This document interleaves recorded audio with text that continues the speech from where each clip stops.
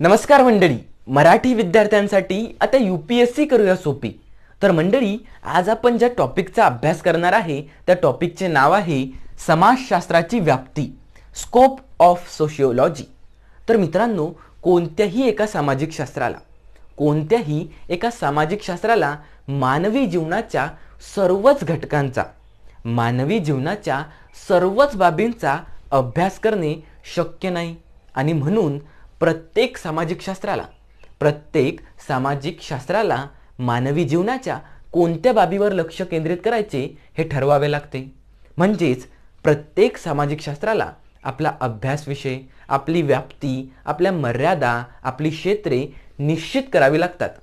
समाजशास्त्राबद्दल असे म्हणायचे झाले तर आपण असे म्हणू शकतो की भूतलावरील सर्वच काही समाजशास्त्राच्या अभ्यास विषयात समाविष्ट करता येते। परंतु वास्तविक पाहता इतर सामाजिक शास्त्रांनी न अभ्यासलेल्या पैलूंचा अभ्यास समाजशास्त्रात होताना आपल्याला दिसून येतो। मित्रांनो, समाज ही एक व्यापक स्वरूपाची संकल्पना आहे आणि म्हणून मानवी जीवनाचा अभ्यास करणाऱ्या शास्त्राची व्याप्ती देखील खूप मोठी आहे। मित्रांनो, समाजशास्त्राचा अभ्यास विषय सांगणाऱ्या दोन विचार प्रवाह असल्याचे आपल्याला दिसून येईल। प्रथम विचार प्रवाह असे सांगतो की समाजशास्त्राचा अभ्यास विषय विशिष्ट स्वरूपाचा आहे आणि दुसरा विचार प्रवाह असे सांगतो की समाजशास्त्राचा अभ्यास विषय सर्वसमावेशक आहे। अशा प्रकारच्या दोन विचारधारा आहेत। मित्रांनो, या दोन विचारधारांचे काही विचारवंत देखील आहेत। तर प्रथम, समाजशास्त्राचा अभ्यास विषय विशिष्ट स्वरूपाचा आहे असे सांगणारे काही विचारवंत आहेत। त्यामध्ये सीमेल, स्मॉल आणि मॅक्स वेबर हे विचारवंत असल्याचे आपल्याला दिसून येईल। मित्रांनो, सीमेल हा विचारवंत असे म्हणतो की सामाजिक संबंधांना प्राधान्य दिले पाहिजे। समाजशास्त्राचा अभ्यास करताना केवळ सामाजिक संबंधांना प्राधान्य दिले पाहिजे असे कोण म्हणतो? असे सीमेल म्हणतो। नेक्स्ट आहे मित्रांनो स्मॉल। हा जो विचारवंत आहे हा सामाजिक कृतींना प्राधान्य देतो। याचे म्हणणे आहे की समाजशास्त्रात केवळ सामाजिक कृतींचा अभ्यास केला पाहिजे। तिसरा आहे मॅक्स वेबर। मित्रांनो, हा जो मॅक्स वेबर आहे हा देखील सामाजिक संबंधांनाच प्राधान्य देतो।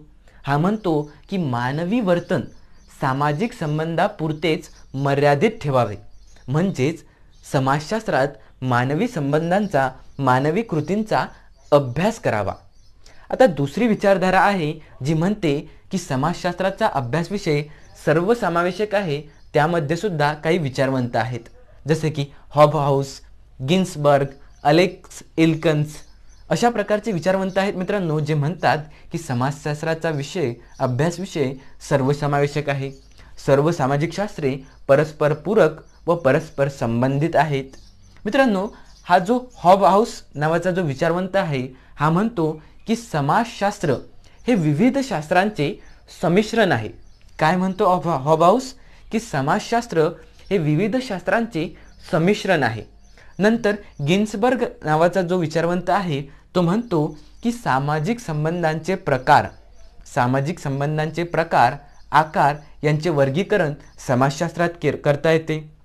म्हणजेच मित्रांनो, समाजशास्त्राचे जे राजकीय, आर्थिक, त्यानंतर नैतिक जे काही परस्पर संबंध आहेत त्यांचा अभ्यास देखील समाजशास्त्रात होताना आपल्याला दिसून येईल।